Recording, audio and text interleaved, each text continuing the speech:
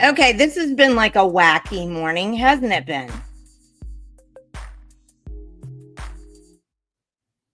Oh, you can't. Your mic is off. There's your mic. You muted my mic when we were having technical difficulties. Did I really? Earlier. Okay, yeah. So we've like people who are watching are like, you didn't start off the morning very well, did you? It's Halloween. You know, maybe that's what the problem is. And you know what I forgot to do? I was going to come on with my political animals. I was going to come on with my political animals mask, and I totally forgot about it. Oh, since it's Halloween, there we go. I know. And then I just totally forgot about it because we got all bogged down and trying to get Rob on, and that didn't work. And then, oh my goodness. Maybe it's better we don't have masks on, so we're not the typical political. We're acting like regular people today. Maybe that's what it is. I thought we always acted like regular people. What does that even mean? You're dressed nice. I'm dressed nice. We're all. Oh, that's true. You are dressed nice, and your hair is nice. It freaked me out. I don't know how bad it's freaking everybody else out this morning. Yeah. Like, what's the matter with you? So tell everybody what's going on with you today. Oh, we're heading out my daughter for they're ranked #1 in their division in school in soccer. And they got a first round bye. The national tournament started yesterday. So they had a first round bye. So their first games are this morning at 10 o'clock. So I will have to be out of here a little before 10. Okay. All right. Well, no 2-hour marathon podcast today. Well, I don't know. For me. Jenny can go as long as she needs to. I may just stay on and see how long. We'll see if we can do a marathon today, just because, right? I mean, just because we can. I don't know. Sure. I'm checking all of the things to make sure that it looks okay. It looks like we're good now. So I thought we would bring Rob on this morning. It took us a little bit of time to get on because it's the thing about electronic stuff. Sometimes it works and sometimes it doesn't. So we had a little bit of technical difficulty this morning, but I see him on there in the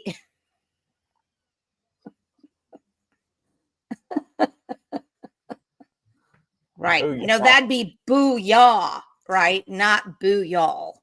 Get it? Yeah. And then my nacho says that you clean up real good. So hey. All right, well, we're going to bring on Rob Miller this morning and have our discussion. And guys, if you've got any questions, throw them our way. It looks like everybody's having a little bit of time getting on this morning as well. So we'll kind of, we might draw it out a little bit, but then, the video will be here. So I'm going to bring on Rob. Good morning, Rob. How are you today? I am doing very well. I can hear you. Praise the Lord. Okay. Yeah, there you go. And you're a little quiet, which you've probably never been told that before at all, Jenny. Never. But not since I was born. So I will have to listen. Hey, I wasn't sure. I did bring a mask if we needed one. Hey, okay. Well, what's your mask? This is a Spartan. Oh, a Spartan. Okay, I got it. It looked like a roly-poly. But since you're not wearing masks, I probably should. Should go without. No, I decided not to this morning. So you are because we're going to have to get going if Michael's going to have to get off. So we're going to have to power through this. So you are a state superintendent candidate for state superintendent, and you are a Republican state superintendent candidate. So I'm going to start off by asking you, what makes you a Republican? What makes me a Republican? I've always been a Republican. When I first registered to vote way back in 1979, I went down to the agency and registered as a Republican. The first president I voted for in 1980 was President Ronald Reagan, and I've never deviated from that. I've always been a Republican. Certainly my service as a Marine Corps officer, there are a lot of conservative, patriotic folks in the military and in the Marines. And so that was always just the way I thought in terms of conservative values, focus on faith, focus on families, focus on limited government, focus on the power of the people to make decisions and not rely on the government. So that's just always who I've been. And if I could, Jenny, I also wanted to just quickly say, and because I know we're going to have some challenging questions and topics to talk about today, but right. We've known each other.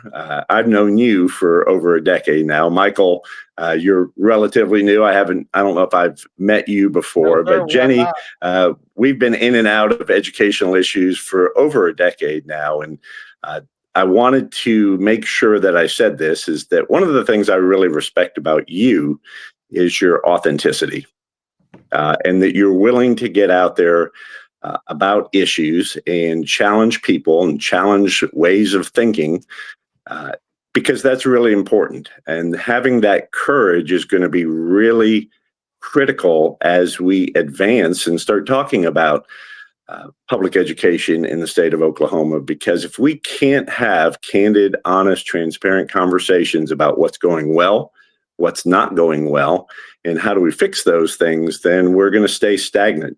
And so I appreciate the mindset that you bring to conversations about education and really about anything. You're willing to be challenged, but you stay true to yourself. And that's something that I respect very much.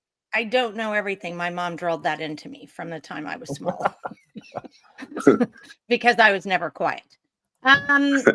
So I wanted to throw this up because this is still on our YouTube channel, Rob. So this was in November 12th of 2013. Do you want to describe what you were doing there? I don't even remember that.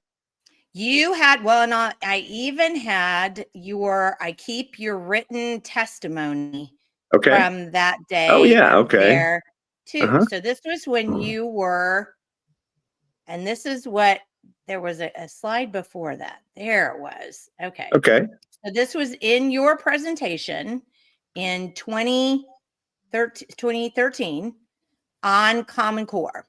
And so you and I agreed on Common Core, and you had a really great presentation that you gave to the Oklahoma House Administrative Rules Committee. It wasn't really an interim study, but it was like a precursor to a study. And so you were against Common Core, but then when we got Common Core appealed in 2014, and we were supposed to do our own standards, you and I got off the same track somehow. What happened there? I'm trying my best to recall, Jenny. You know,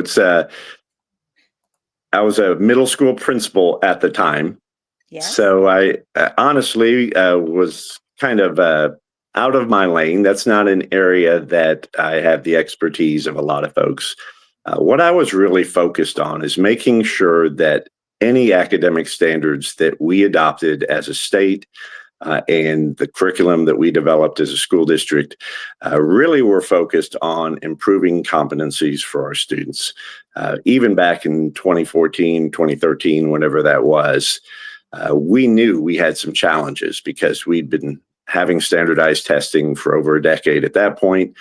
We knew that in the early grade levels in particular, Our students were already behind the national average, and we needed to make improvements in our state. And so the standard setting process is critically important, making sure that what we put in those standards is truly important for us to be spending our time on, and making sure that we keep things out that really don't affect the ability of our students to perform well academically.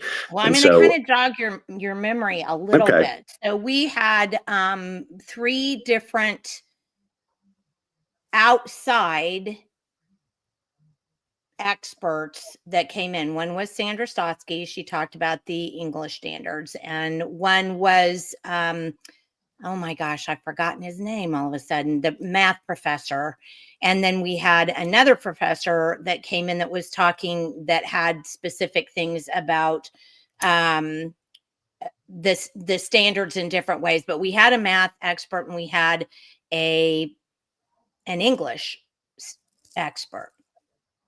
And they were the people that had come out. They had been put on the Common Core Committee nationally, and they had come out and said, no, we don't need national standards for kids. You know, we need to do these locally.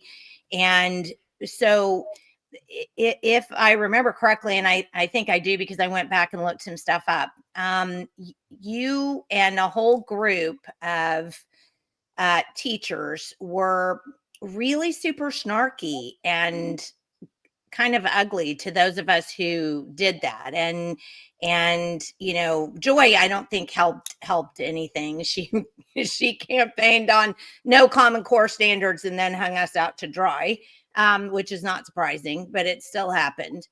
And I think the thing that concerns me about you, Rob, is I mean, I still have some of the screenshots that were, and you had a blog and you said some things that were, you know, not super flattering about me and about the organization. And that's fine. I mean, it doesn't hurt my feelings. I'm like a rhinoceros. So whatever you say is fine. But the thing that does bother me is that after we had Janice Danforth on the show, and she was talking about some of the problems with the books that were in the Bixby school district, and that she had tried to, you know, talk to you about them. She said that she kind of felt this kind of push me, pull you situation where, you know, yes, you would take the time to speak with her, which was great, but then, you know, nothing would happen, or she'd feel like she was getting slow rolled or whatever. And, you know, I think that one of the things that's the most important about public education is the students, but the students obviously derive from the parents, and the parents are the ones paying for the $4 billion that we spend on public education in Oklahoma. So I guess my question to you, Rob, is why snarky, and does that really help, you know, bring people together? Well, Jenny, if it did come across as snarky or disrespectful, I apologize, because that's never my intent. And similar to conversations with Mrs. Danforth about books, I always tried to take the tack that I'm here to listen and learn and identify issues that we need to work on. And Janice and I recall the circumstances of those meetings a little bit differently. But at the end of the day, I can go on record in saying that Bixby Public Schools probably did more to address those issues than any of the schools in our area. We did a full comprehensive review of every book in our libraries. We established an internal review committee that looked at all of those. We placed an emphasis on graphic novels, which was one of the main areas of concern. We removed quite a few books from our libraries and either donated those or moved them to a more appropriate site. So if they were at the middle school, not appropriate for that young adolescents, we moved them to high school. We created a whole new group of books that were for adult only, 18 and above. So some of the books that the College Board recommends, like The Bluest Eye and some of those AP lit books. are only accessible by students that are over the age of 18 or have parent permission or are actively enrolled in one of those AP courses. We also coordinated with Scholastic and some of the outside groups who do book fairs in our schools to make sure that their content was in line with our new focus. So we did a lot, and we actually went a step farther in creating an option for every single parent to fill out a form. It takes less than a minute, which gives them 100% control over what their child has access to in our libraries. And so while I don't want to go back with Janice and talk through those details, I know she was frustrated with the pace of things, but we also had a school board policy that we had to follow that aligned with challenging curricular materials and media items. And part of my job as superintendent is to follow the board policy. And so we worked through that. And I think, as she said when she was speaking with you at the end of that, just about a year ago, she actually commended us for the work that we were doing after a board meeting.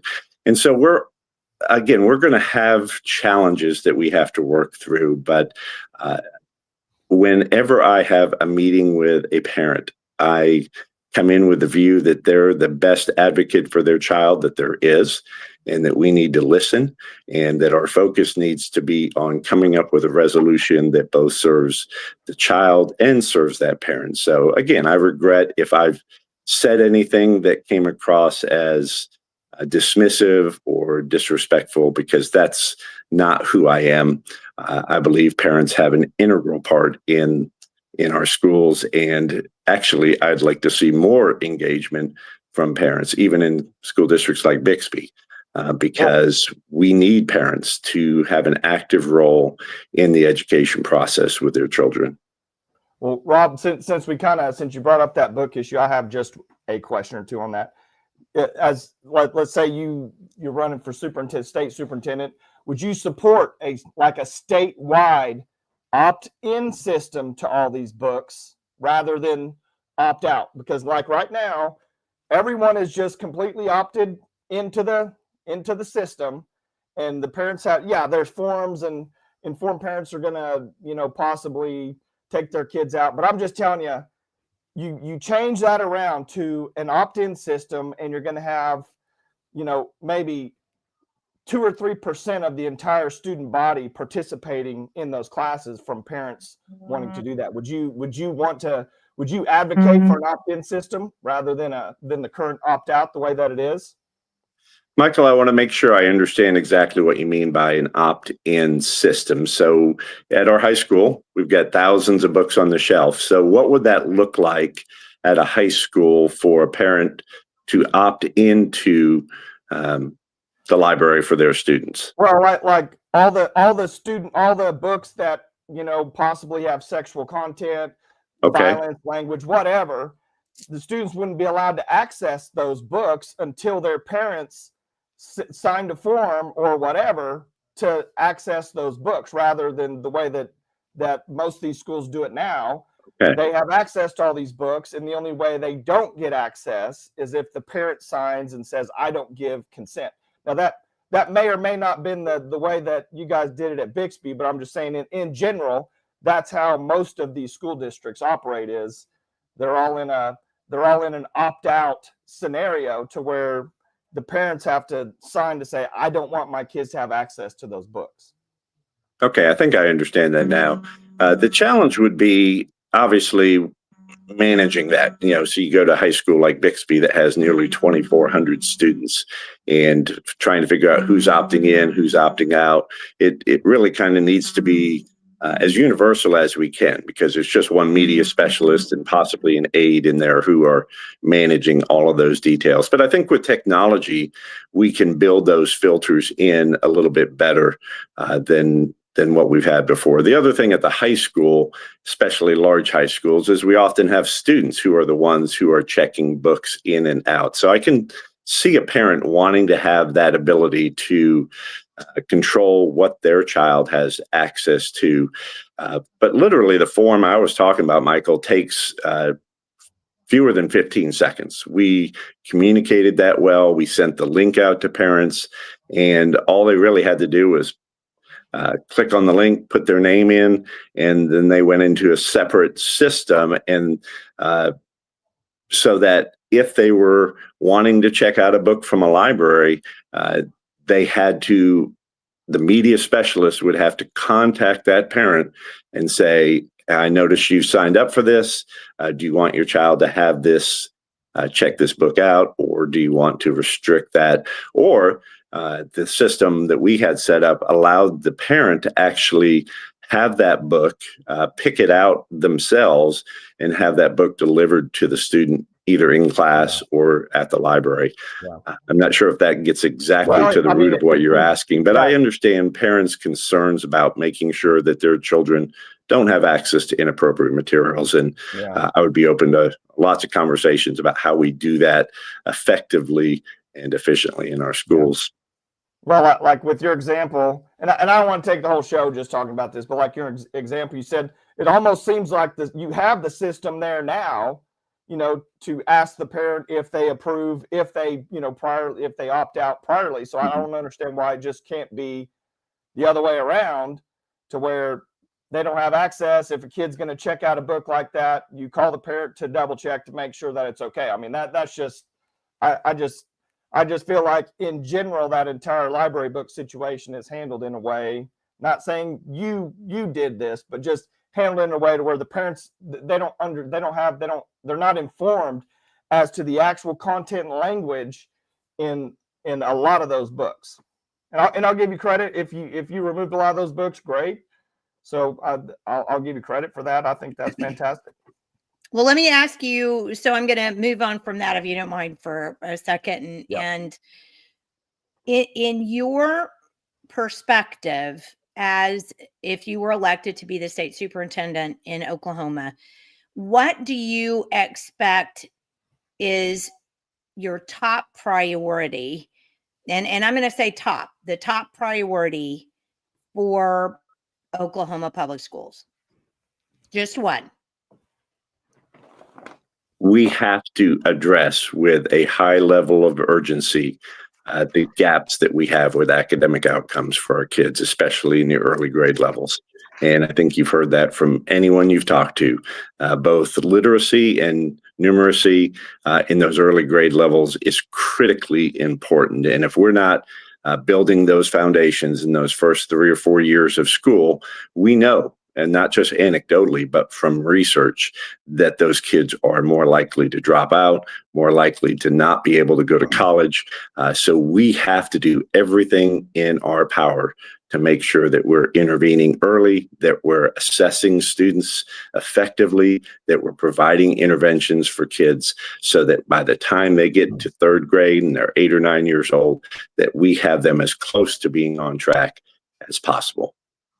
And I think that's a fair cop, because I mean, you would be state superintendent of public instruction, but I'm going to argue with you because I have a different job for you.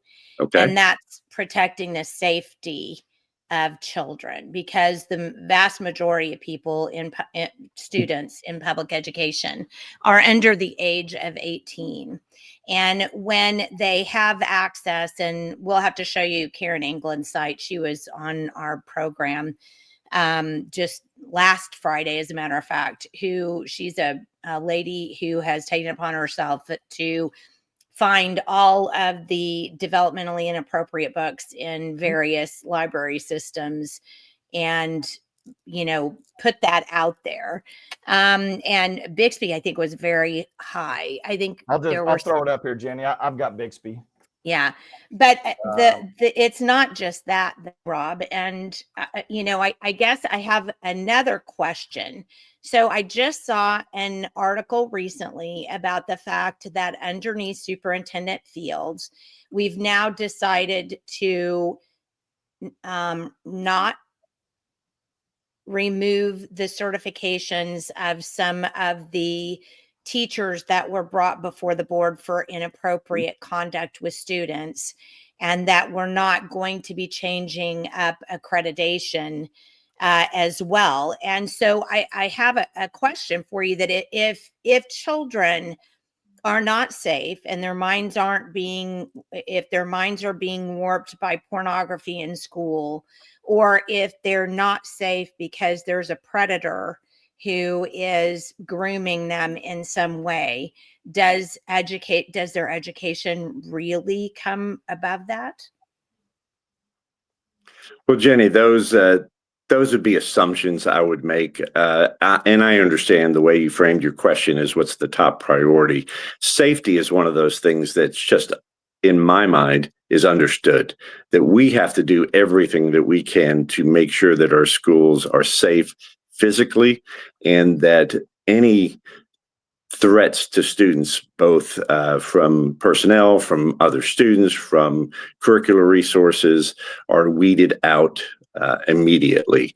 And if you look back at my record as superintendent in Bixby, in the few cases that we did have where we identified or were informed of an employee that had violated our trust, we acted immediately within 24 hours to remove those people from our schools, to communicate with parents, to report to the State Department, to request a repeal of their certification. And so we handled every one of those by the book. And that is one of those things that parents have to have absolute trust in the administrators and teachers, that we're going to do all that we possibly can to keep their kids safe at school. Because you're exactly right. If a kid comes to school and they don't feel safe, they don't feel valued, they feel threatened, or they feel like they're being manipulated or indoctrinated or groomed or any of those things, then we've broken trust with our communities, and that's just not acceptable. So I agree with you, but I view that as just an inherent part of the job that schools have. And when they violate that, there needs to be accountability. And so when you're talking about the role of the State Department in this particular thing, the role is to investigate, to work closely with that school district, whatever other authorities, whether it's DHS or the police department, to ensure, first of all, that person who the allegations have been made does have appropriate due process, but at the same time that children are being protected. So we need to err on the side of child safety in all of those cases. And so I recognize the urgency that we have in making sure our schools are safe, number one. But then once we have that, then there's a whole lot of issues. And we can spend a long time talking about the challenges. And people are right. Your viewers are right in having legitimate questions and concerns about public education. I've seen them firsthand, those challenges. But what I can say from my perspective in Bixby and other school districts in which I've worked is that you have teachers and parents who are working together to try and do everything they can to safeguard kids and keep us focused on what's really important. Well, and I wish that was true, because unfortunately our friend Katie Smith, who has she writes under V1SUT, she's done so many investigations where smaller school districts leave the people in place and then make excuses for them, or then bring them up and make them part of administration so that it makes them, look better in the eyes of the parents. And so how do you feel about the awareness system? Because that's another concern that I have. As soon as, Superintendent Fields became superintendent, was appointed, it just seemed to me that, because I didn't agree with Ryan Walters on a lot of things, certainly the way he spoke about things, I think, and people, know that. But the one thing that I 100% agreed with that man on is that the safety of our children is primary importance. That even supersedes their education, because if we ruin them emotionally, intellectually, psychologically, there's no fixing whether they can read, that cat is brown. So that's, to me, is the absolute top priority. So how do you feel about the Awareness system? Because you would be over that system as state superintendent. I think the Awareness system has been around. It was here with Superintendent Hoffmeister, and it has a valid role. When a parent has a legitimate concern, especially when it comes to the safety of his or her child, then they need to have an avenue by which they can report that and make sure that it is being thoroughly investigated. And some of the examples you gave of small school districts, and there are cases, and I recognize that that has happened in our state. What I always believe is that most problems are solved at the level that's closest to the problem. So in a lot of awareness complaints, I always preferred that the parent would at least work with us and try and get it resolved. And if there weren't, if we couldn't get to a place where they felt like they'd been adequately listened to and to a resolution that they were comfortable with, then absolutely, they have the right to do that. But I'll also tell you that the awareness system can be abused. And we had one in particular. I got an awareness complaint that their child had only got 3 chicken nuggets for lunch instead of 4 like their friends. And so well, but we have...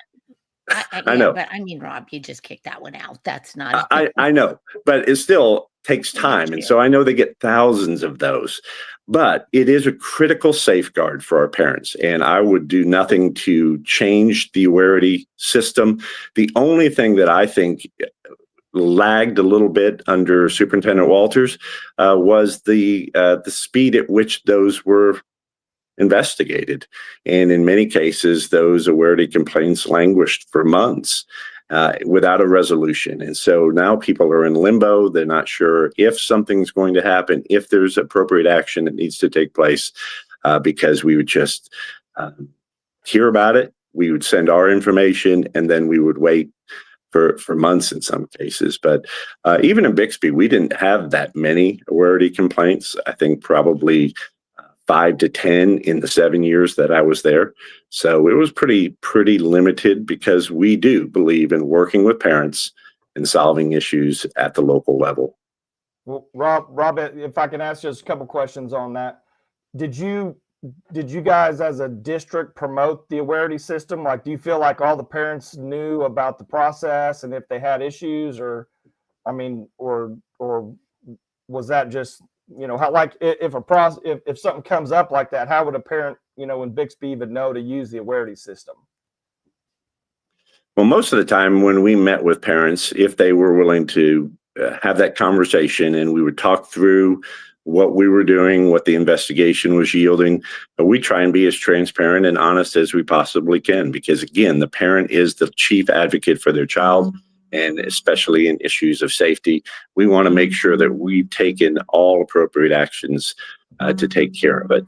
If not, though, there are times that I would tell parents, if you don't feel like we've done everything that you need to, here's the phone numbers of my board members. You are welcome to contact them. Here is a system at the State Department if you feel like this needs to be elevated. But again, I can't recall a single case where parents met with me or members of my team and then filed an awareness complaint.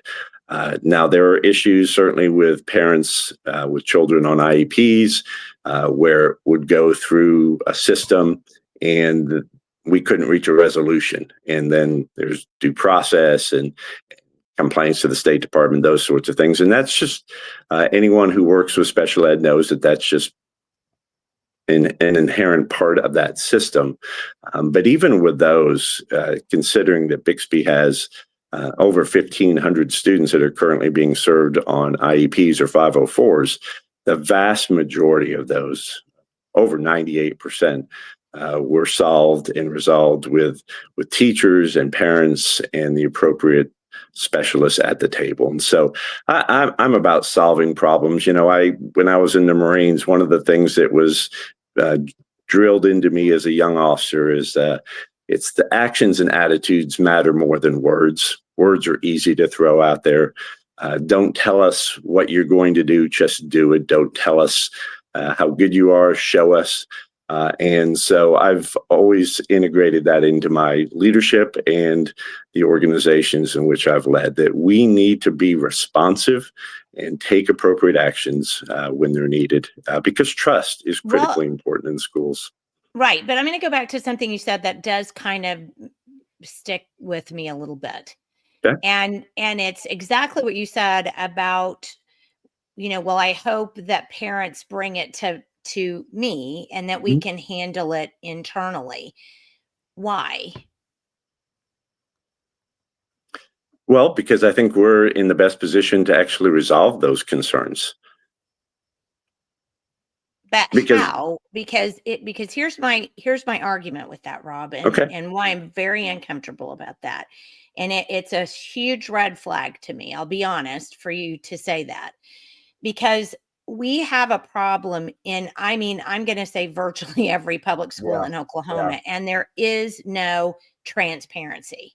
I mean, we have a lot of parents who just frankly don't care, but the parents that do care, the parents that are involved, we are never not assaulted with comments and questions about parents, the system not being transparent and open with parents. So they'll go to their public school. The public school administration kind of massages it.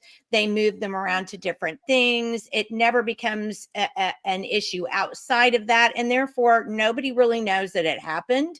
It's all kind of massaged into eternity and everybody moves on. If you ask me, any real transparent public school or public school administrator is going to immediately say, let's get somebody from outside. Let's not call the police officer associated with the school because they're associated with the school and paid by the school. Let's go outside and find an outside source to actually investigate this and track this down. But this isn't what I hear from a lot of school administrators. And it's kind of what you said right off the top of your head.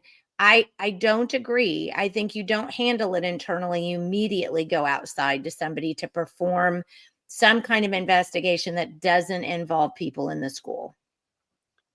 Well, that's a fair nuance, Jenny, and I'll say this.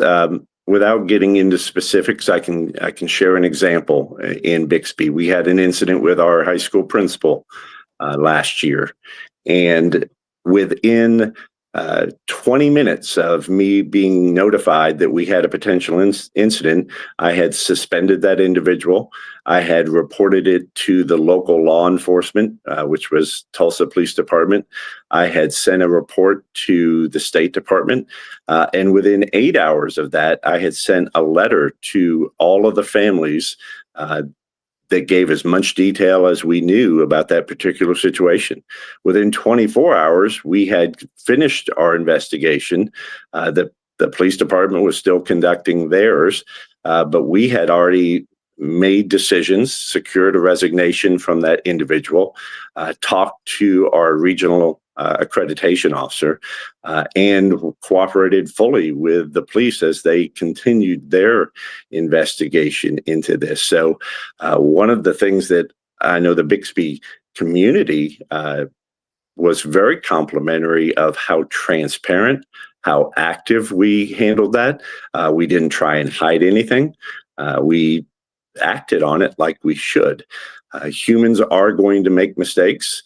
This principal made a terrible mistake, but at the end of the day was never charged with any crimes by the police department after their investigation. But we still took the appropriate actions necessary to make sure that everyone in Bixby could trust our leadership to make good decisions and keep students safe. So I can only speak for my actions as a leader in Bixby in how we responded to those issues.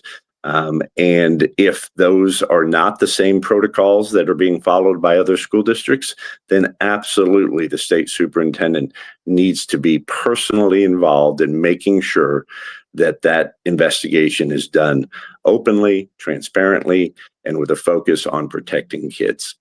Right. Well, I'm going to take it. I'm going to, and I wasn't the only one who did it. There are some comments in here. I'm going to take exception with the word nuance. There's never a nuance in transparency. I mean, there just never is. You either are or you're not. Transparency isn't a nuanced thing. And I think that's the thing that if we're all paying for public schools, then we all should expect 100% transparency, and specifically 160,000% transparency when dealing with the safety of the children entrusted to the school. But we'll move on with that because we got an answer there. Michael, do you have another one? Because I know you're like, I got to get off here in a minute. Well, yeah, I do have. I've got a couple more questions. Rob, you kind of you hit on one of the main things that is really important to you is academics. When did you retired from Bixby, correct, as superintendent? Yep, on June 30th. Oh, so this year, June 30th? Yes. All right. Okay. And I know you kind of explained a little bit about that academic, overview there, but like what are like the proficiencies there at Bixby?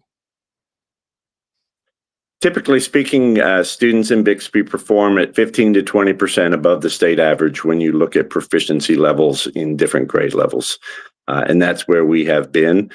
We continue to focus on supporting our teachers in raising those scores. You can become complacent based on how your students perform, but I can tell you that our teachers are super focused on making sure that their kids are adequately prepared for those assessments. We have a robust system built in where we have formative assessments from the first day of school all the way through the year. We have PLCs that meet weekly to address specific skill gaps for our students. We regroup students in a variety of ways to make sure that academic gaps are being addressed immediately. And so that results in having students that are well prepared for those state assessments. But the other thing that we really made sure that we focused on is that we can't be so short-sighted and myopic that we think that just test scores is the only measure of school quality.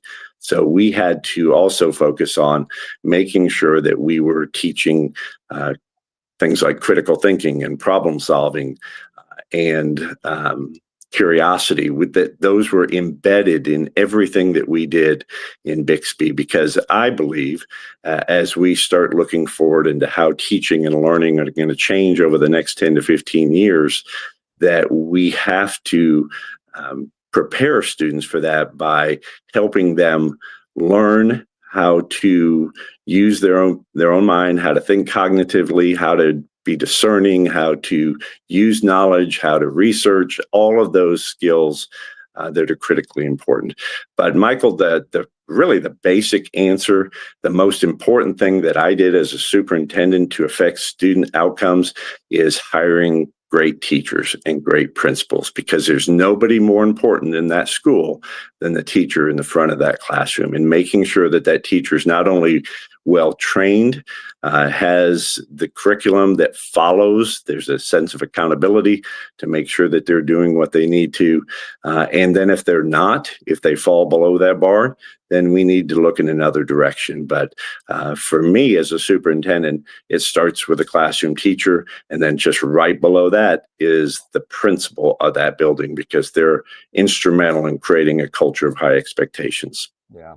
Well, I'm a finance guy. I'm an investment money guy, and I like to look at stats, numbers, returns, things like that. Like when I look at obviously we know Oklahoma public education is, struggling in the academic side, but like I looked at the scorecard for Bixby schools, and like Bixby High School, the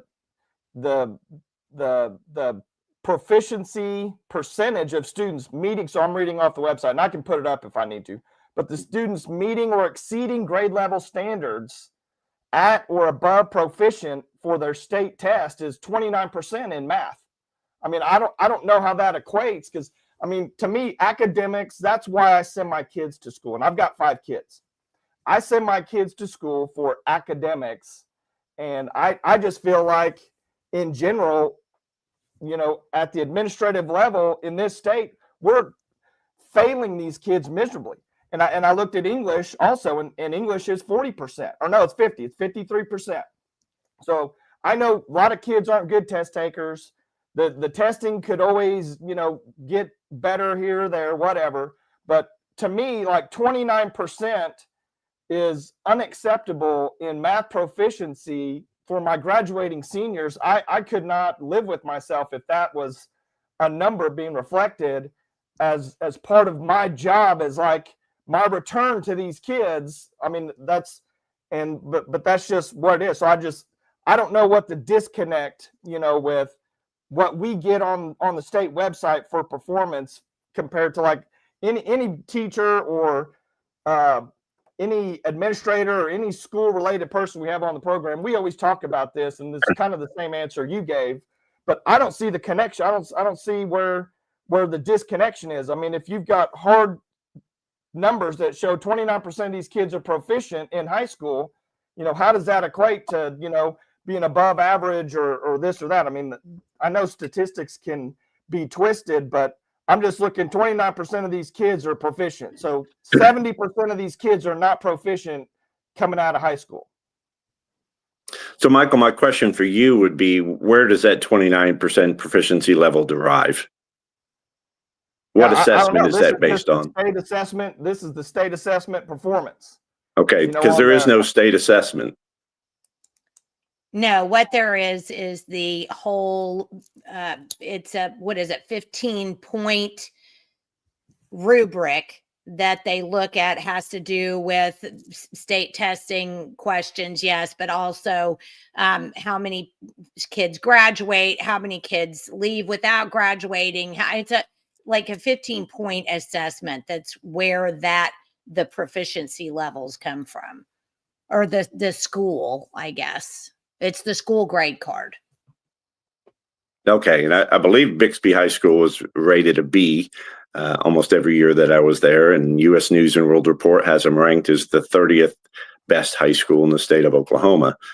Certainly, they'd been as high as in the top 15 in my time while I was there. So it is important to look at those metrics that have value. Again, if we're looking at ACT scores, those are valuable to look at the total quality of a school, but we also have to recognize that with testing 100%, that a good number of those kids are not going to give their best effort because that's not their focus, going to college or anything else. But what I can tell you is that the top 50 students, because we pulled this data every year, top 50 ACT scores at Bixby High School last year averaged 31.6 if you just take the top 50. But we also recognize that we serve all students, and we need to make sure that every child is being challenged to the level that they can be successful, and that it's part of our job to set them up for success in life.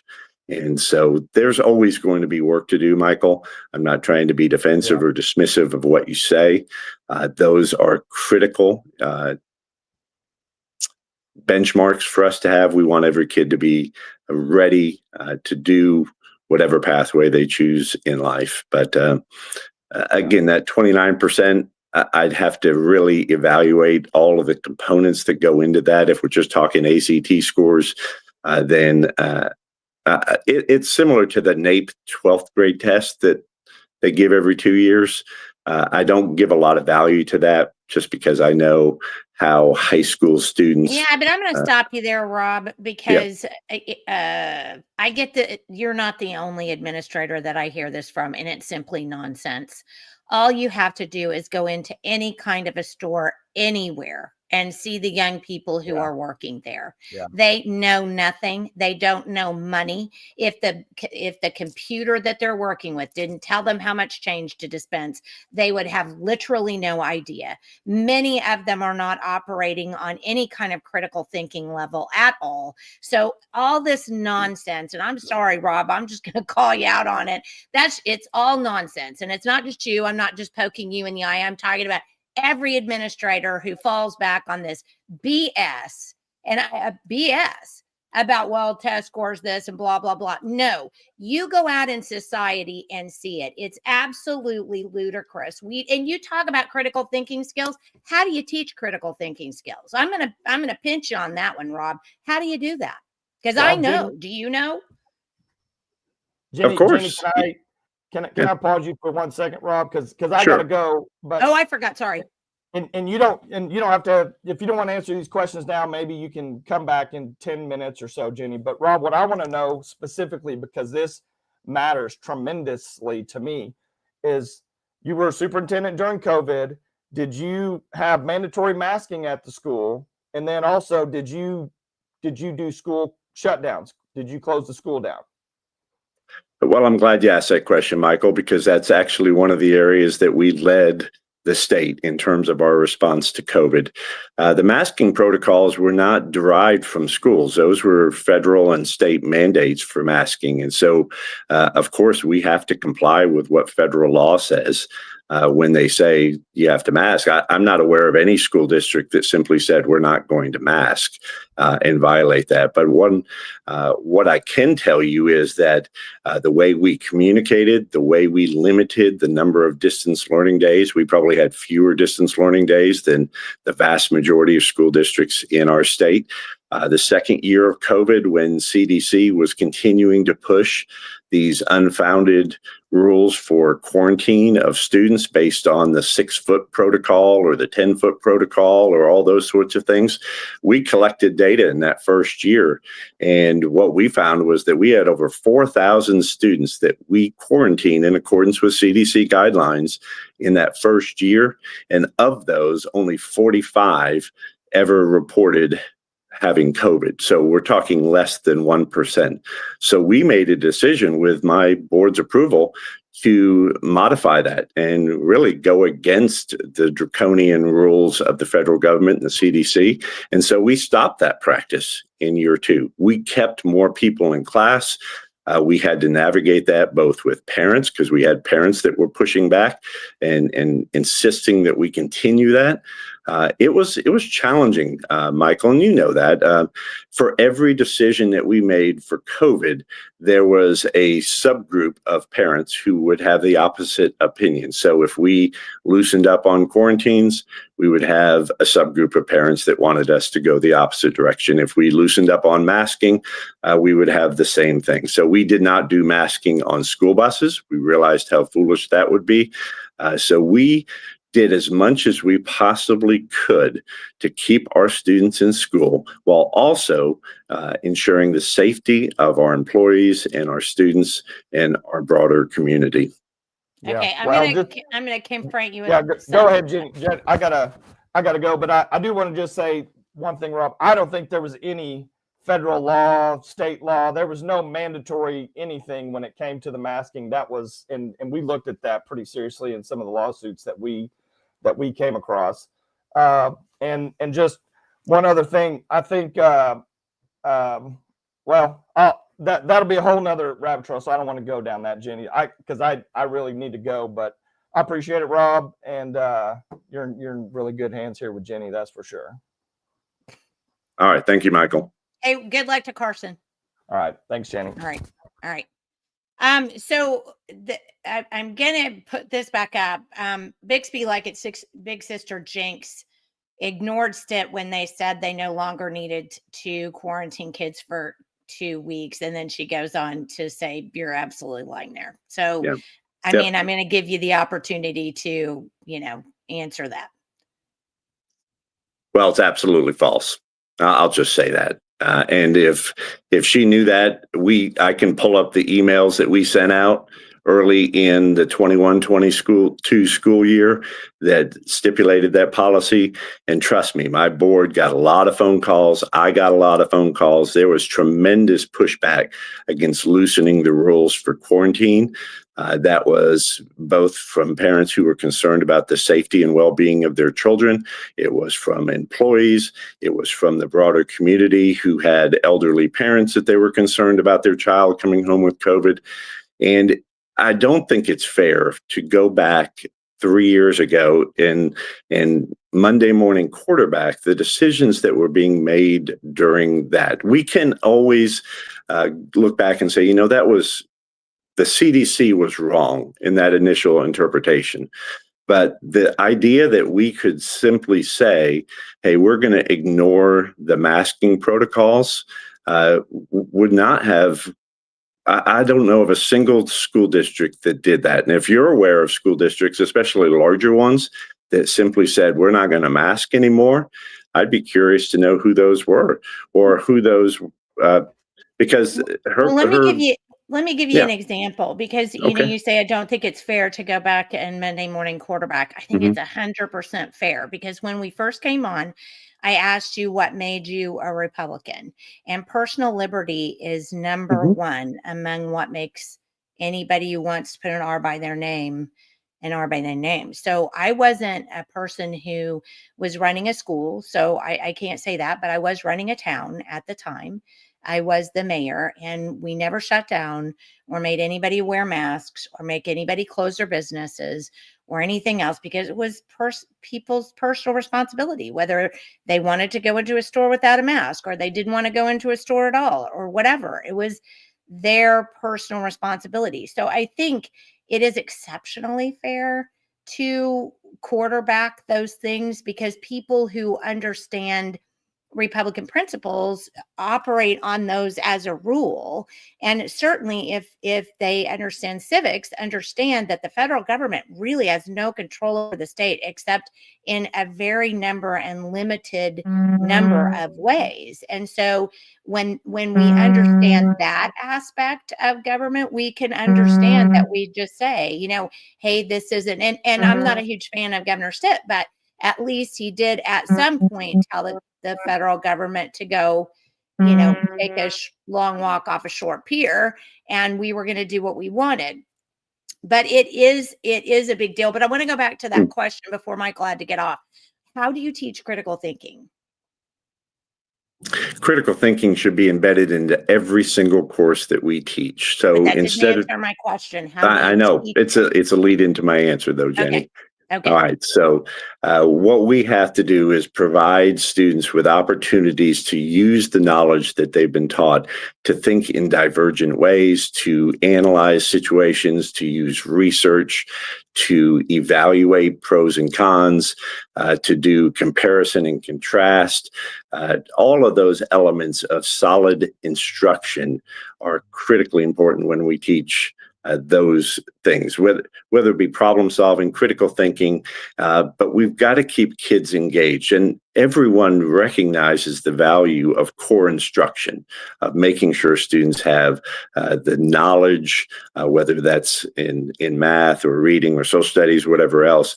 But the key to a really successful education is application of that knowledge in ways that cause your brain to be stretched, to open your mind to different ways of thinking.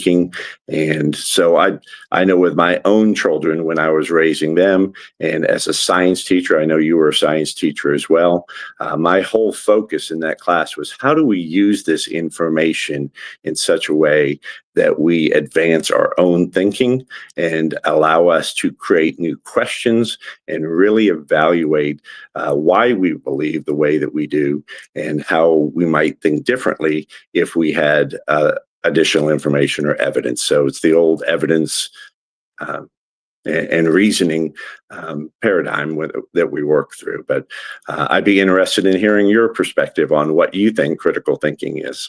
Well, and so I taught in the public system for about 8 years, but I mean, I taught all of my own kids and other people's kids, for 15 years. So I see what you're saying, and what you're saying can be teased legitimately apart. But I think what we're missing here is this. The Socratic method is really the only way to generate learning in any child.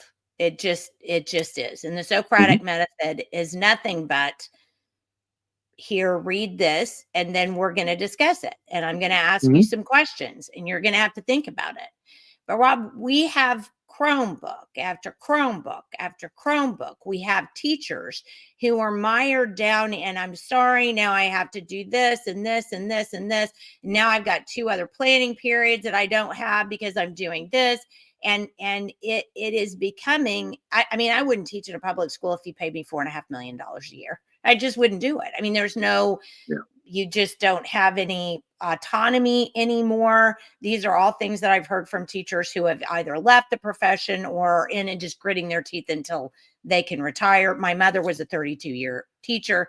These are all things that the superintendent and the state absolutely can manage, can fix. I mean, the superintendent literally could say, you know what? We're going to scale back all the Chromebooks. We're not going to be using that. We're going back to paper and pencil.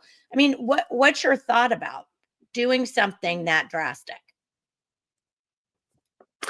Well, Jenny, I think we get into that interesting conversation about local control and what do local school districts feel like they have the autonomy to make those decisions. And so I do believe that the state superintendent has an active role in advising, in making suggestions, in bringing together experts who can assist schools in developing those types of environments where critical thinking is highlighted. You've seen it over your career, how the overemphasis on state-based testing has. Well, I've seen it because when I started teaching in the 90s, there was much more autonomy for teachers to teach their content in ways that were engaging and meaningful for kids. And then we got through changed the paradigm a little bit, and the focus of a quality education was getting kids ready to take a test. And we've got to deviate from that. But I agree with you. I love the Socratic method. We use it all the time in Bixby. A lot of our high school teachers and middle school teachers actively integrate that into their curriculum and the way that they teach, the way they question students. And well, I've been a big fan of it. Let me stop you because I mean, we're going, I get it, but I want to stop you and go back the other direction. So what I heard you say in answer to my question about the Chromebooks and going back to paper and pencil is you believe in local control. And if schools don't want to do that, then you're not going to get involved in that. Well, Jenny, the important part is there. What authority does the State Department of Education have in dictating how a local school district educates their children? We develop the standards. They do it over and over and over again, mandating public schools do this. Now they mandated cell phones. Can't have cell phones in class. Well, lots of mandating going on. Yeah, well, I know, but to mandate that schools could not use technology or not use Chromebooks below a certain grade level, it's certainly a worthwhile conversation because I do think that we've become overly reliant on technology, especially in those early grade levels. I'd love to see. A computer can't practice the Socratic method. Well, it can to a certain degree, but it's not the best platform. The best, especially in early grade levels, is a high quality teacher working with individual students, doing whole class instruction, individualized instruction, asking those robust questions that help kids learn content in a meaningful way. I agree with you. I think that we've become overly reliant on technology. I never liked it when I'd go by a classroom and all the students' faces were in their laptop. Rather than the teacher providing that instruction, because it's just not as rich, it's not as memorable for the kids. And then we wonder why we have issues with chronic absenteeism, because you have kids who stay at home and say, well, I can get all my work done on my computer at home. I don't need to go to school. And they lose the value of actually experiencing the learning process with their friends and colleagues and their teachers. So I agree. That's a conversation we need to have, Jenny, is how do we reduce the emphasis on technology, especially in our elementary grade levels, and focus more on developing cognitive skills, critical thinking, problem solving without technology. Well, I'm going to go back because we're already in an hour and I don't want to keep you too long, but we've had a whole bunch of people throw questions in here, but I just kind of wanted to get those done and I knew Michael had to leave. So I'm going to go back and pull in some questions that have been thrown out here. Okay. So the first one is, whoops, hold on. No, I lost the first one. The first one was, what is your thought about wraparound services? That was the first question. Is that was the whole question? That was the whole question, is what is your perspective on wraparound services? And I assume by that question, whoever asked that is talking about things that we do to assist a student or family in meeting their needs outside of the school system, whether that's food, clothing, that sort of thing. I would Counseling? imagine more, yes, I would imagine more like the things that the schools have become stuffed with, which is the 27 different counselors and the health care things. And here, never mind, we'll bring the van up so you can get vaccinated with this kind of stuff is what I'm assuming. Again, I'm always reluctant to answer questions that are vague and open. He follows up. He says medical, psych, emotional, etc. Okay. We were fortunate in Bixby that we didn't have a huge need for students to have medical needs because their families could take care of most of that. I assume that the question means, do we provide health services to children at school like a community school might do? No, yeah, I think that's what he was asking is, as superintendent, are you going to be a big proponent of wraparound services for students? I'm going to just take it that that's what he meant. Okay. Again, I'm going to be student-centered. Whatever we need to do to help a child be successful in school, if they come to school hungry, if they come to school in poor health, if they have unmet needs, social, emotional, then unfortunately, it does fall on the schools a little bit because we're trying to educate that child. And so I don't want schools to become the parents. I don't want them to take charge of every aspect of a child's life, but we also need to make sure that we're doing what we can to help a child be successful in school. But is that we just had a couple, people chimed in immediately. Okay, I see somebody, not my job. I know. Yeah. It's not. So my question for that. Part of the problem that we're having here is that schools have taken on way more than they need to. But it used to be back in the day when I was nonprofit agencies, nonprofit organizations, churches in the neighborhood would help feed and clothe children and help them do whatever. And now the schools are taking my tax dollars to maybe, psychoanalyze a child. You just actually said the root of DEI, which was social and emotional. So that's kind of social emotional learning is the root of DEI in schools. So Jenny, I think to push back gently, I think you misheard what I said.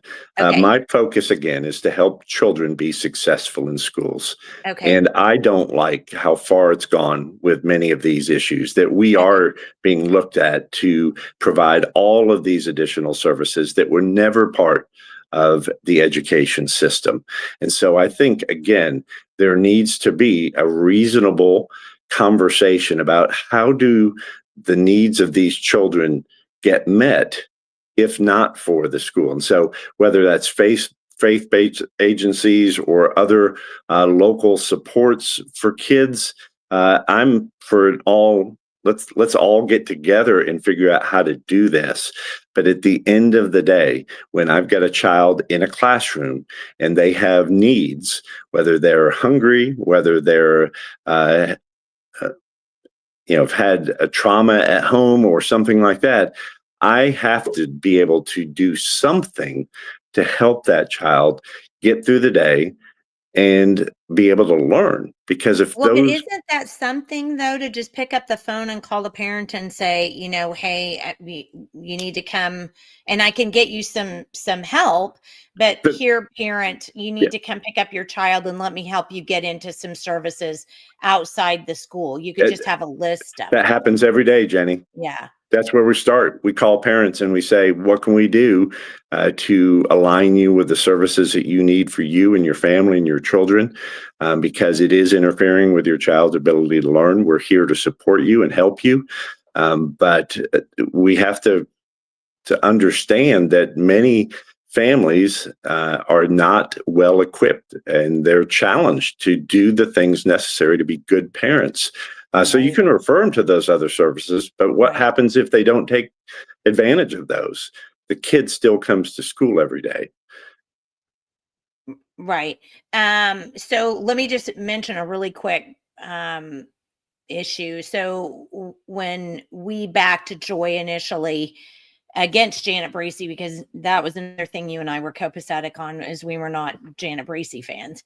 And when we backed Joy, she had given me the idea that, my voice would be heard in some fashion. And she did actually, to her credit, put me on a board for discussion. And I will be completely blunt, as I usually am. It was like one of these things is not like the other, the Sesame Street song. And it was 24 people at a table and me, and nothing that I said was going to resonate with anybody because it was all big government, big government, big government, big government. And when I actually broached the topic of, what we could do is have churches maybe in different areas help students get food, have them bring lunches or something like that for the kids who don't need it. And somebody made a point just a minute ago about, with the school shutdown. Here it is. It was Scott. We're now seeing the failure of government, and they're relying on private citizens groups to bail everybody out. Well, but that's what we should have been doing in the first place. So that, I guess that's a huge frustration for me, is even when I was allowed to be involved somewhat in under Joy, the prevailing theory, and it has always been that the school knows best, that we'll just expand to do everything we can for the children because the children are most important. Parents aren't taking care of them. And we need to step in and be on that front. And I don't see, I am concerned that would be kind of your. Well, Jenny, let me clarify, because you brought up a point about the partnership with faith communities, which I 100% support. Our alternative school in Bixby has multiple churches who provide those meals for students. And so when we give kids food on a Friday afternoon to sustain them over the weekend, because some of those kids are living on their own at that point, they're 17 and 18, been kicked out of the house. That food comes from our local churches or the Bixby Outreach. Well, but I guess part of the thing that you have a very legitimate background. I mean, you've been in education administration for a long time, and I don't want to take that away from you in any set of circumstances, Rob, but you're not going to be just at a single school. If you're elected, you're going to be over all schools. So I'm not just talking about what happened at Bixby. I'm talking about what would happen, at Hartshorn, where they only have, 120 kids or something. I mean, it's the philosophy that I'm concerned with, not what happened at Bixby. Does that make sense? It does, but I think I've answered that with the idea that we've got to be in everybody on board. Parents are the first people that really need to be engaged to the full extent possible. Then schools, school administrators, school teachers, legislators, faith groups, civic organizations, Rotary, all of those trying to say, what do we need to do to advance public education in our students or in our state? And it starts with making sure that the needs of children are being met. I don't care where that support comes from, if it comes from a church, whether it comes from, again, a civic organization, or whether the school has to pick that up because everything else has failed.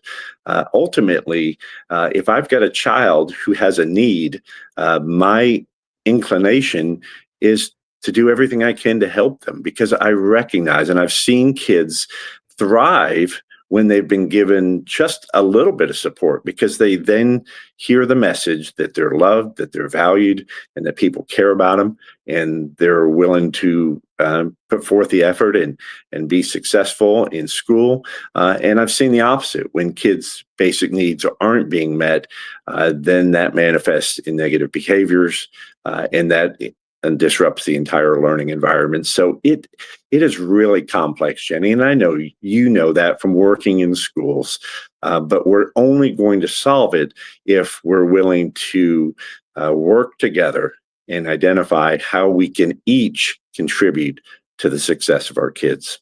Right. So throwing this back to some more questions, and I did it again. I don't know. I'm like sucking at this today. So the other question, so I can't put it up on the screen because I did something to it. But the question was, do you or do you not support moving school board elections to the general election? I think it's an issue that needs further investigation, because what I don't want to see is school board elections become, again, we have to remember school board members make zero money. It's a volunteer service. And the fact that somebody has access to resources to be able to get elected does not mean that they're going to be a more effective or more involved school board member. So I think I think we can look at that, but by making it a partisan election, I would have concerns that we would invite outside money and inject that into the election process. Again, I was really fortunate. My board members in Bixby cared deeply about their jobs. They all had kids in the school district. They push back on a lot of things. We had a lot of great conversations, but they also, every time they voted, had the perspective of, I'm a parent as well, and my voice is important because I'm representing a core group of constituents in Bixby. I'm not sure how that answered the question though, Rob, because the question was, do you support it? And I'm just going to say it has been in the legislature for 3 years. Yeah. It's not something that just came up like in the last 15 minutes. So how much study do we need to do on it to actually make an informed decision? Well, I think based on the research that the legislature's made, they don't believe that it's the direction that we need to go right now. I disagree. I think the special interests who want to make sure that there are cherry-picked school boards are the ones that are keeping it from getting, and we have a lot of legislators who feel like it's important to take money to keep their campaigns going on instead of listening. Let me paint a different direction for that, Jenny, is because typically when we have a board election, even in a community like Bixby, we have one, possibly two people that put forth. Enough. And if we said, now you're going to need to raise money, you're going to have to campaign, you're going to have to go do, it may cost you $10,000 or $15,000 to get elected. My concern would be that you would have no one who would step into that fray and be the target of all those political attacks, all that sort of thing, which then it would roll back to the local board and local superintendent, who would then select a board member. So I think you would almost take the voice out of, because now it would truly be that board would have to name a replacement if there was no one running that could fill that role. Does that make sense? Oh, no, I agree. And we don't want that. But I think what you've done is kind of jump to the idea that any of these bills said anything about making them partisan elections. I happen to disagree with nonpartisan elections. That's just me. But that's not the way things are in Oklahoma. Right. City council elections and school board elections are to be nonpartisan. So there's nothing in any of the bills that I've seen that say, well, you have to identify or self-identify as a Republican or a Democrat to actually be a part of that election. So I'm not sure that I mean, I would look at that if I were But you, just to see. don't you think it would just fall to that though, Jenny? I mean, knowing today's partisan. Yeah, I actually don't agree with that perspective on that, just for one reason. And that is, there are so many other races in a general election that a school board race is still going to be kind of at the bottom. And I'll bet you, I'd bet you $20, which would be an easy bet, that the majority of people aren't even going to vote for school board on the general election, but at least it gets them. Oop, lost your volume.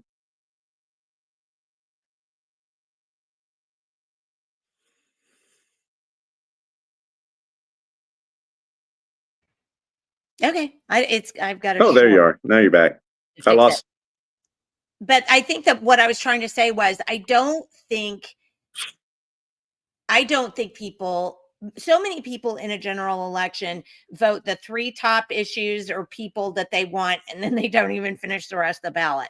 So I don't necessarily know that people are going to go all the way down to the school board races and just be, particularly like that. But there's nothing that ever said anything about them being partisan races. It just exposes more people in the community to the names of the people who want to run for school board.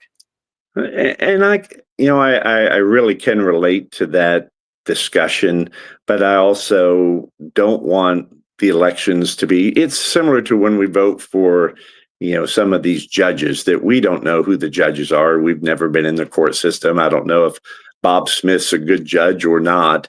But they're on an election ballot, and I just vote for the first person, or I vote. I want people who vote for candidates to have taken the time to research that candidate and who they're against, and make a knowledgeable, informed decision as to who they feel would best represent them and their values. Well, there are people, because I put them out every year, who are great resources, who actually do go look at the judges. And I think for every voter, it's incumbent upon them to find that source before they do. I mean, you should never.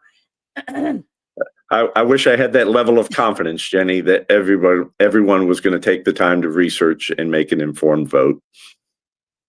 I know. I worry that we would get people elected because they were the first name. So here's some thoughts. Okay. He's implying the electorate is not intelligent enough to vote. No, we're that's not what I'm saying. Change the election to a different date. Incredibly offensive. I'm just telling you. I know. This is what they're saying. And again, people who it's easy to throw darts. It really is, Jenny. And people who know me, again, if you're in Bixby, if you spoke with the vast majority of people who had me as their superintendent, had me at their middle school principal, they will testify to the fact that I am somebody who is a strong leader, but I'm also willing to listen and learn. I want to do a good job in everything that I endeavor to do.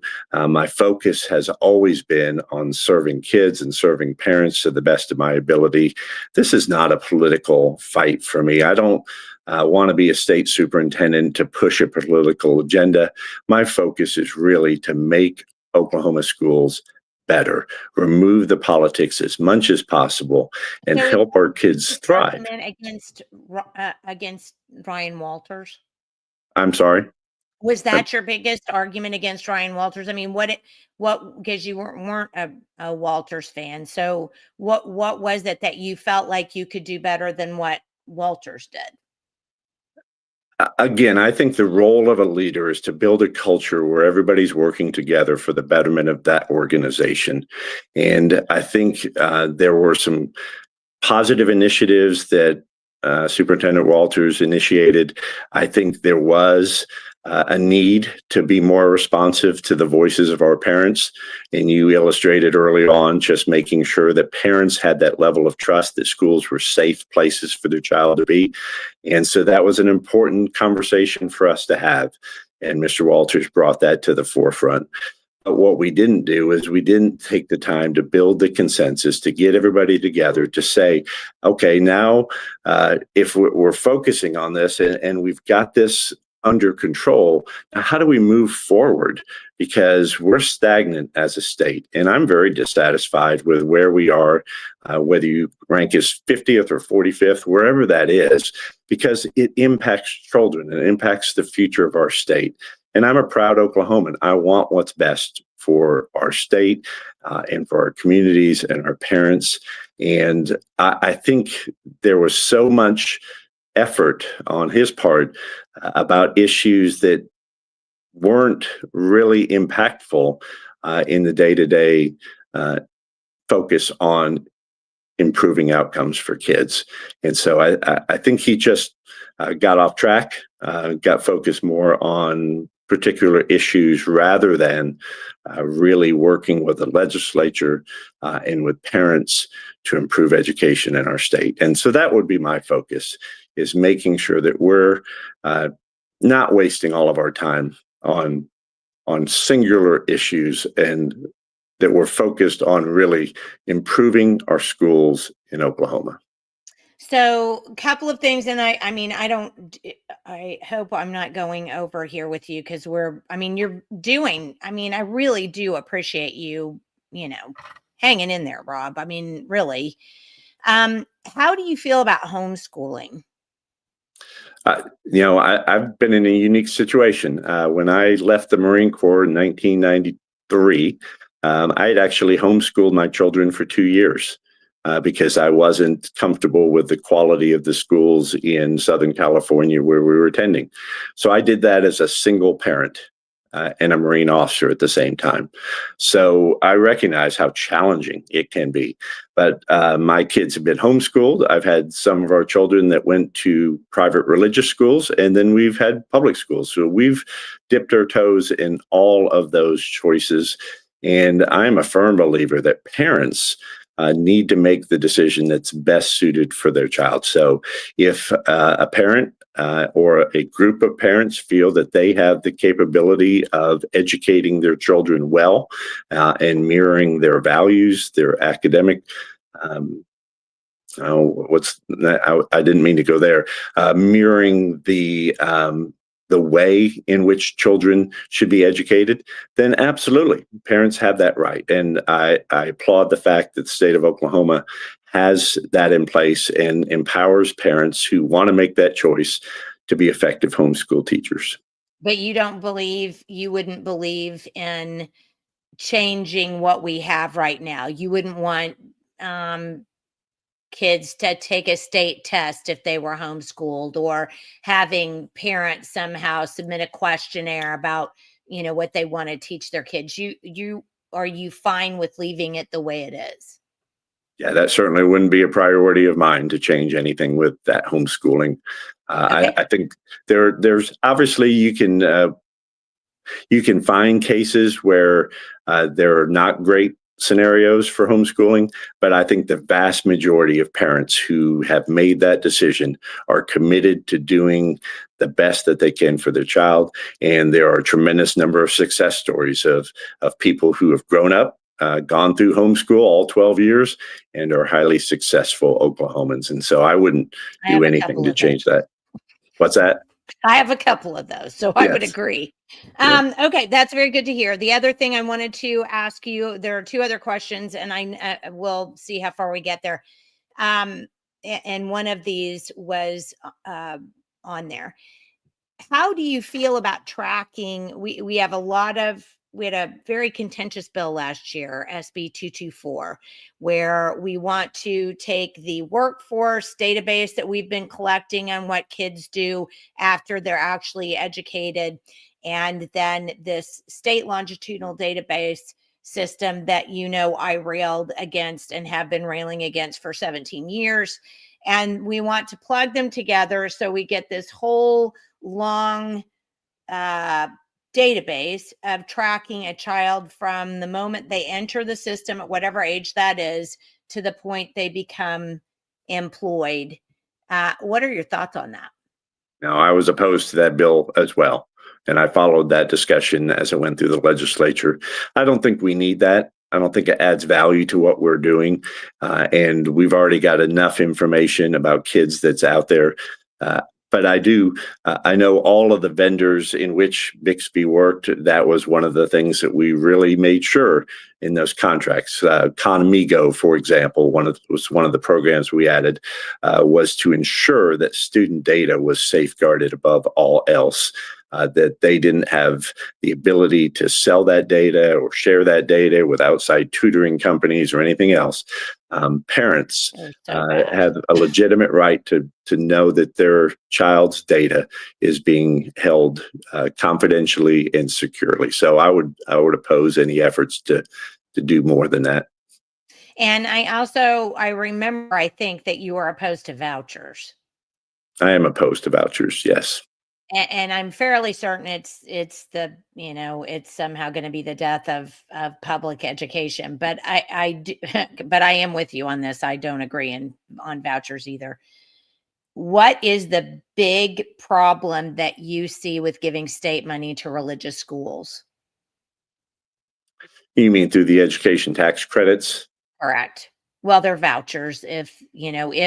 If you don't make so much money, they're not a tax credit, it's a voucher. So what's your thought about giving state money to private education? I feel strongly that tax dollars, once an entity accepts public dollars, that there's a certain level of transparency and accountability that comes with that.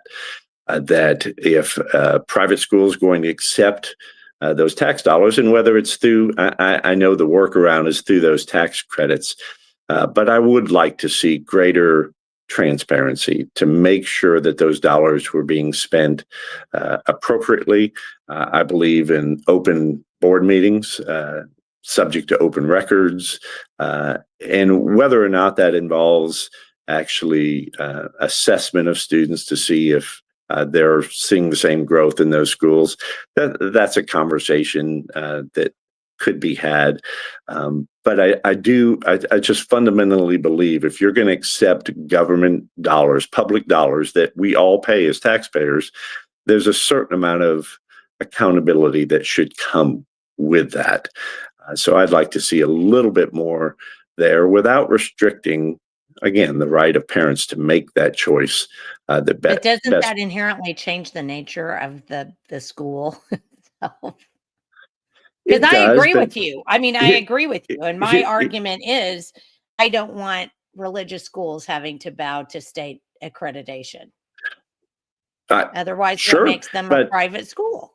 But I also have heard stories, and I'm sure you have too, of schools that have simply taken those tax credits and raised the tuition.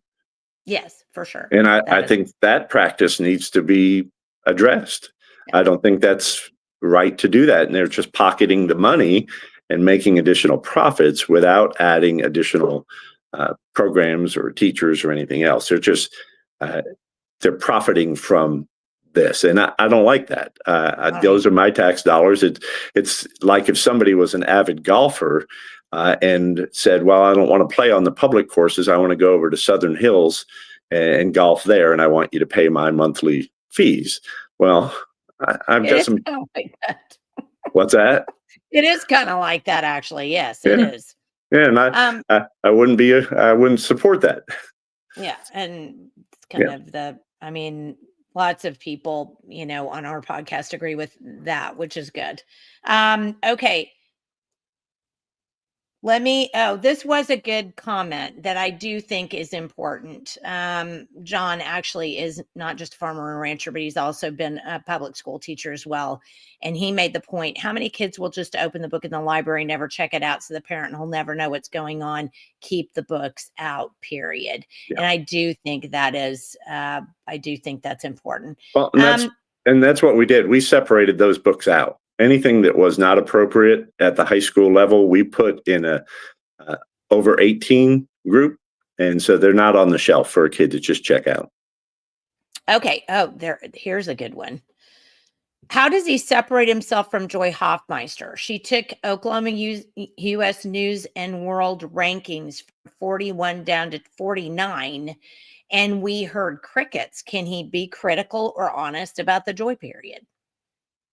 Of course. I think every state superintendent is open to constructive criticism. And one of the things that I know Superintendent Hoffmeister tried to do was to address the honesty gap with state testing versus the national assessments and changing those proficiency levels.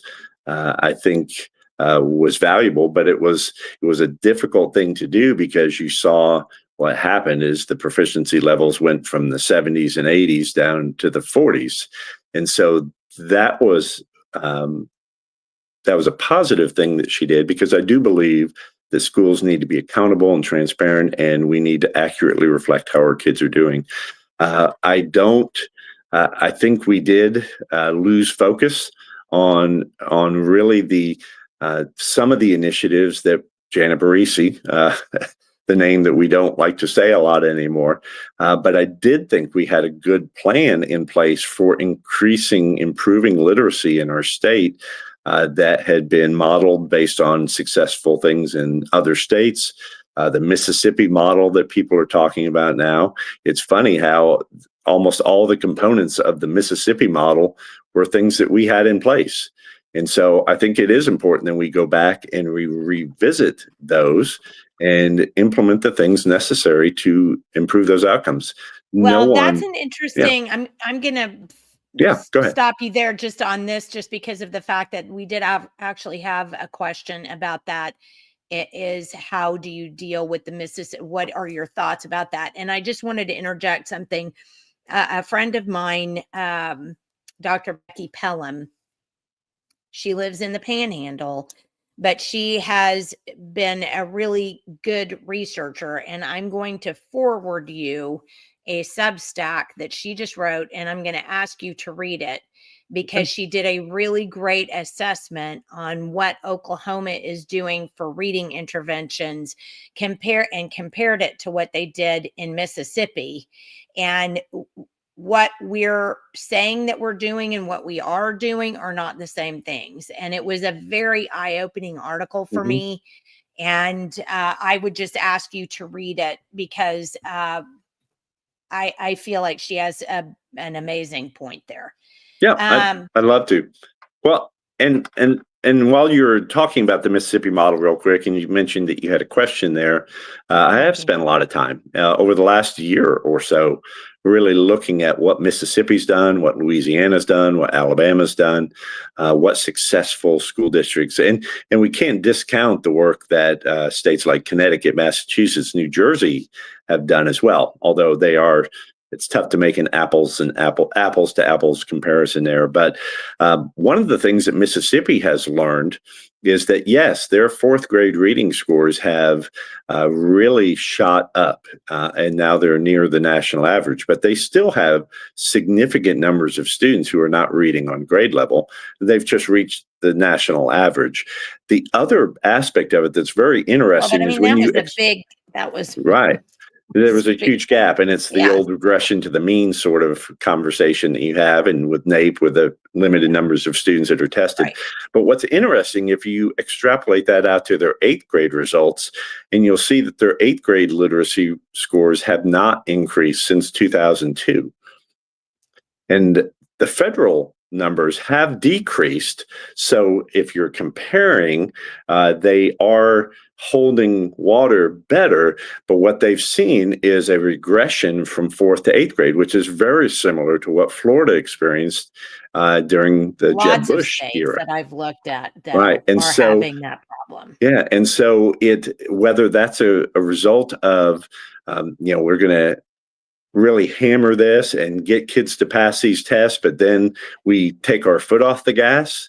And now all of those gains that we made in those first grade levels now evaporate in the next 4 years. Well, we've got to make sure that any system that we develop is focused on continually raising the bar so that the kids, okay, now you can read, but now let's use those reading skills to become better learners and better critical thinkers, as you talked about.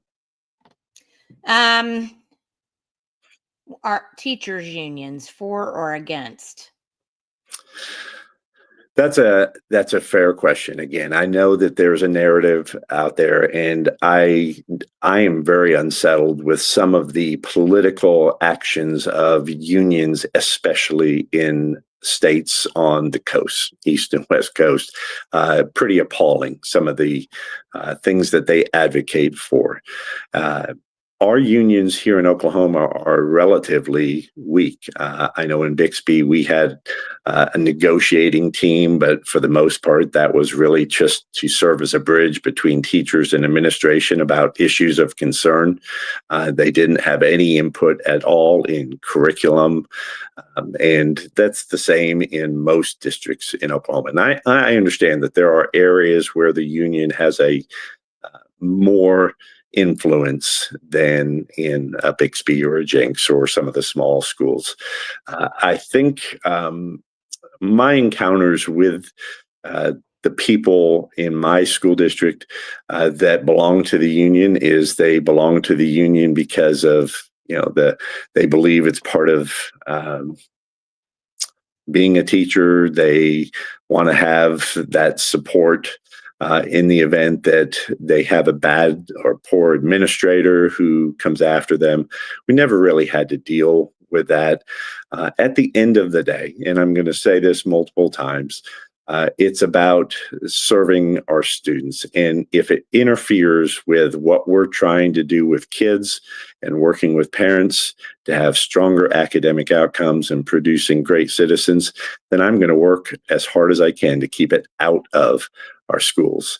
And so if the union influence is impeding the success that our schools need to have, then we need to address that. OSSBA. I don't really see OSSBA as a union, and I know there was conversations that I was a member of OSSBA and COSA simply because it was a opportunity for networking, and we never saw it as I know that they do lobbying at the Capitol and all that sort of thing, so I'm not naive about that.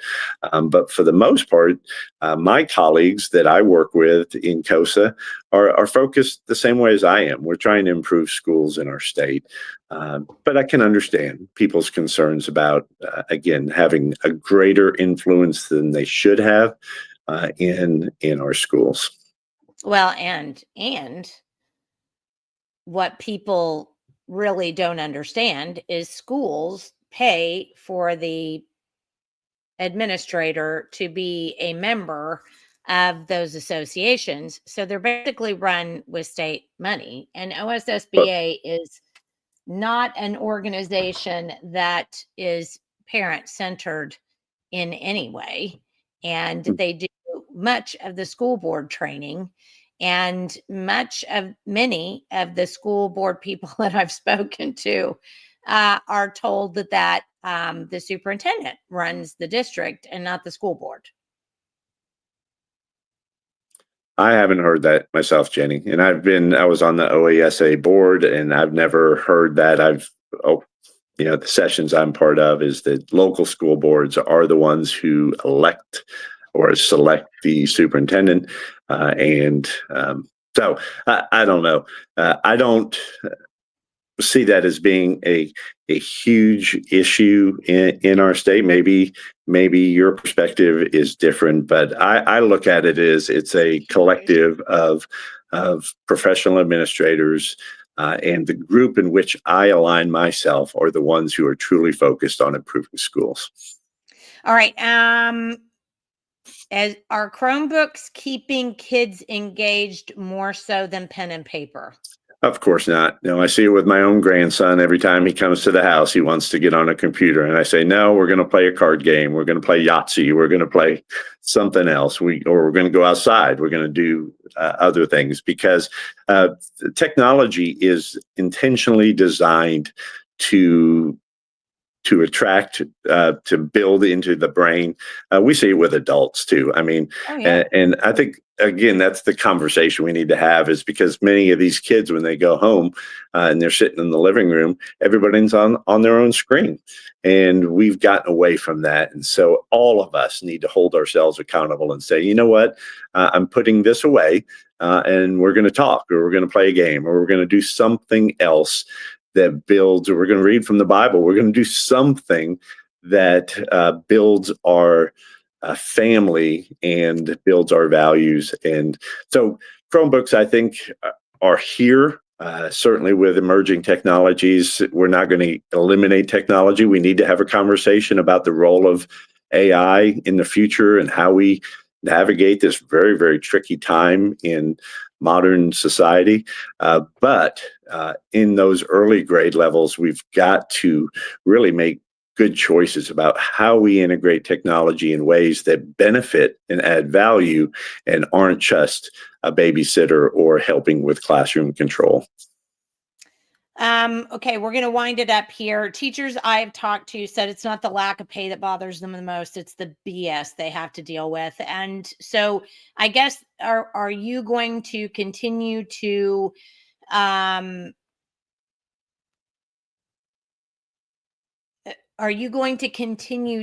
to up the budget from $4 billion?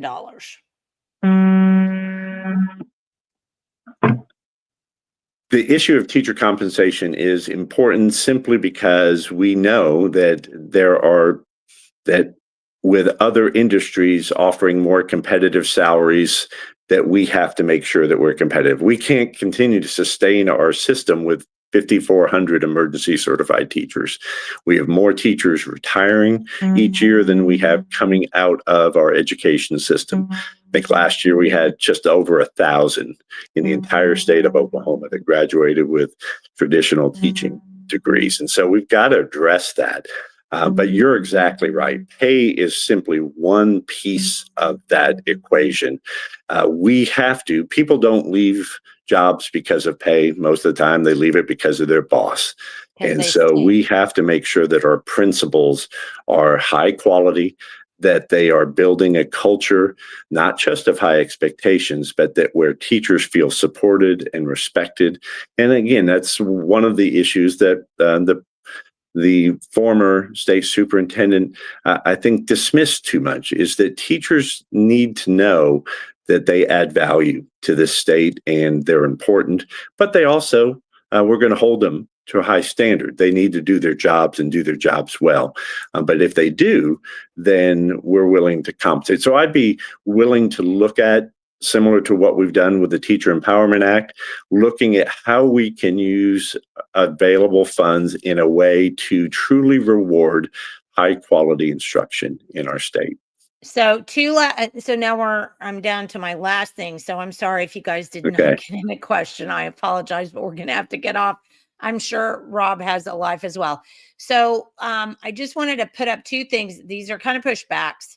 And OSSBA, Oklahoma, and this is true, Oklahoma was one of the few, if only, red states not to leave the NSBA when parents were called terrorists. It's true. Wrote a big, long article about it. OSSBA went, nothing to see here. Parents, are whatever, and did not push back against the idea that parents were terrorists. Not good. No, and I would push back. I think that that's wrong to label any group, even if they're the actions of a few, were over the top. That's what parents have the right to do. They have the right to come to board meetings. They have the right to address grievances that they have with the school district. And as a superintendent, I encourage people to come and talk. And I would never view anyone as in that term. So I think there needs to be accountability for everyone. And in that particular case, I wasn't part of that decision to not say something. So I really don't have a response other than I agree that comment, if it was made about parents, was inappropriate and should have been called out. And I don't know the reasons that it was not. Okay, so last thing, follow up Rob's letter to Bixby schools regarding a change in his quarantine, 6 foot, etc., was set 9/3/21. Stitt's proposed change was January 21. Right. That's all she says. Okay. And at that time in January of 21 was at the peak of COVID, where we were at the highest levels of alert from the CDC, Tulsa Health Department, and there was a tremendous amount of fear still existing in our communities. And so we have to navigate that as well, because you've got to leave a school district that I understand there were people saying, we don't need to have masks, we don't need to quarantine, but you also had a majority of parents in that community in January of 21 saying, we need to do everything we can to keep our students and employees safe. And so I know it's easy to say, well, you should have just done this. But when you have 70% of your parents saying, no, we want you to do this, then it's not as easy as some would like to think going back to those days. I have to get this one in. My family member quit teaching years ago, not because of the pay, but because when a little third grader told her to F off, the principal would not back her up when discipline was necessary and told her she needed to apologize to the kid's mother for sending the brat to the principal's office. Discipline is missing in schools. So last thing, this is the last one. What do you need to say about discipline in schools? Administrators need to support their teachers, period. And those sometimes involve very difficult conversations with parents and holding kids accountable. But that is one of the huge issues that we're dealing with in schools today, is the lack of self-control and discipline in our schools, and it's driving teachers out. And we need to make sure that teachers, they have a right to teach in their classroom, and students have a right to learn. And any behaviors that are interfering with either of those two rights or keeping students safe needs to be addressed, and addressed aggressively.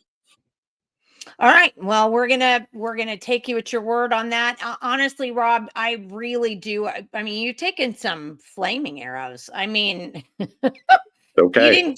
You didn't come on here just to have, tea and cookies and have a chat. Yeah. Can I make a final comment, Sure, Jenny, before we just fail off? Go ahead. Because again, I know that there are a lot of people, certainly in Northeast Oklahoma, who know me, who know my reputation, who know the quality of my leadership. But I never really gave a lot of my background. I did spend 10 years as a Marine Corps officer, and many of the lessons I've learned as a leader were honed in those 10 years as a Marine. I've been a classroom teacher for 9 years, a principal for 13 years, a district level administrator for 10. But again, I'm focused on improving our schools. The reason I'm here at all today is because of a teacher at Charles Page High School in 1978 who took an interest in this shy boy from Sand Springs and said, what can I do to help? And help me get a scholarship to become a Marine Corps officer. And I owe Alan Mogwin, I say his name all the time because, again, I would not be here if it weren't for a teacher. And so I understand and respect the incredible impact that our teachers and educators have. And I want to continue to be part of that, working with parents and communities to make Oklahoma the best state we can. Well, again, I do appreciate it. It was not an easy interview, but you stuck through the whole thing. So I really do appreciate that. And we've had several people who have said, thank you for sticking it out, because it is important for us to I don't believe in appointed positions, and certainly not the state superintendent. Yeah, it's my job to earn people's trust. So I do appreciate that. And have a happy Halloween.